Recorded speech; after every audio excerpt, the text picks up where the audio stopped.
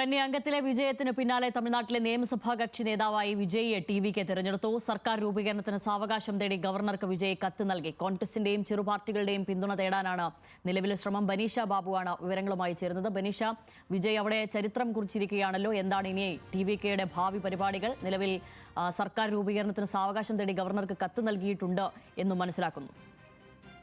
ശ്യാമിലി പറഞ്ഞതുപോലെ കന്നിയംഗത്തിൽ വിജയത്തിന് പിന്നാലെ തമിഴ്നാട്ടിലെ നിയമസഭാ കക്ഷി നേതാവായാണ് ഇപ്പോൾ ടി.വി.കെ വിജയെ തെരഞ്ഞെടുത്തിരിക്കുന്നത്. ടി.വി.കെയുടെ കന്നിയംഗത്തിൽ ഉജ്ജ്വല പ്രകടനമാണ് ടി.വി.കെ കാഴ്ചവെച്ചിരിക്കുന്നത്. 234 അംഗ നിയമസഭയിലേക്ക് 108 സീറ്റുകളിലാണ് വിജയുടെ ടി.വി.കെ വിജയിച്ചത്. വിജയ് 2 സീറ്റുകളിൽ വിജയിച്ച ഒരു സാഹചര്യത്തിൽ ഒരു സീറ്റിൽ നിന്നും രാജിവെക്കേണ്ടി വരും. ഈ ഒരു സാഹചര്യത്തിൽ, അതായത് ഏറ്റവും വലിയ ഒറ്റകക്ഷിയായെങ്കിലും കേവല ഭൂരിപക്ഷത്തിലേക്ക് എത്താൻ ഇനി 11 സീറ്റുകളുടെ കുറവാണുള്ളത്.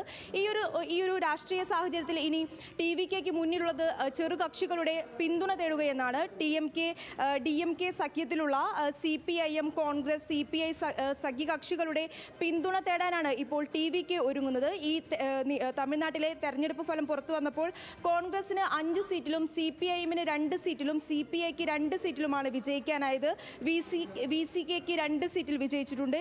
ഇതിനോടകം തന്നെ ഈ തെരഞ്ഞെടുപ്പ് ഫലം പുറത്തു വന്നതിന് പിന്നാലെ തന്നെ വിജയുമായി രാഹുൽ ഗാന്ധി സംസാരിച്ചിരുന്നു. അതുപോലെ തമിഴ്നാട്ടിലെ കോൺഗ്രസ് നേതൃത്വം ഇതിനോടകം തന്നെ ഹൈക്കമാൻഡിനോട് വിജയെ പിന്തുണയ്ക്കണമെന്ന് ആവശ്യപ്പെട്ട് ഇതിനോടകം തന്നെ കത്തയച്ച ഒരു സാഹചര്യമുണ്ട്.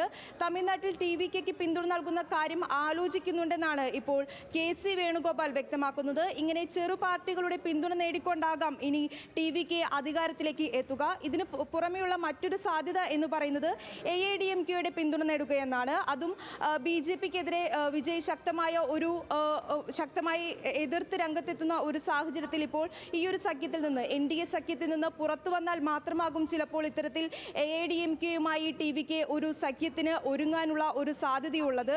പുറമെ ഈ പട്ടാളി മക്കൾ കക്ഷിയുടെ ഒരു പിന്തുണ തേടുമെന്നും ഇപ്പോൾ തമിഴ്നാട്ടിൽ നിന്നും റിപ്പോർട്ടുകൾ പുറത്തു വരുന്നുണ്ട്. ഇവർക്ക് 4 സീറ്റുകളാണ് ഈ തെരഞ്ഞെടുപ്പിൽ വിജയിക്കാനായത്. കൂടാതെ ഇപ്പോൾ ഈ ഒരു ചർച്ചകൾ പുരോഗമിക്കുന്നതിനിടെ മന്ത്രിസഭാ രൂപീകരണത്തിന് സാവകാശം ആവശ്യപ്പെട്ട് ടി.വി.കെ ഗവർണർക്കും കത്തയച്ചിട്ടുണ്ട്. ശ്യാമിലി, ശരി.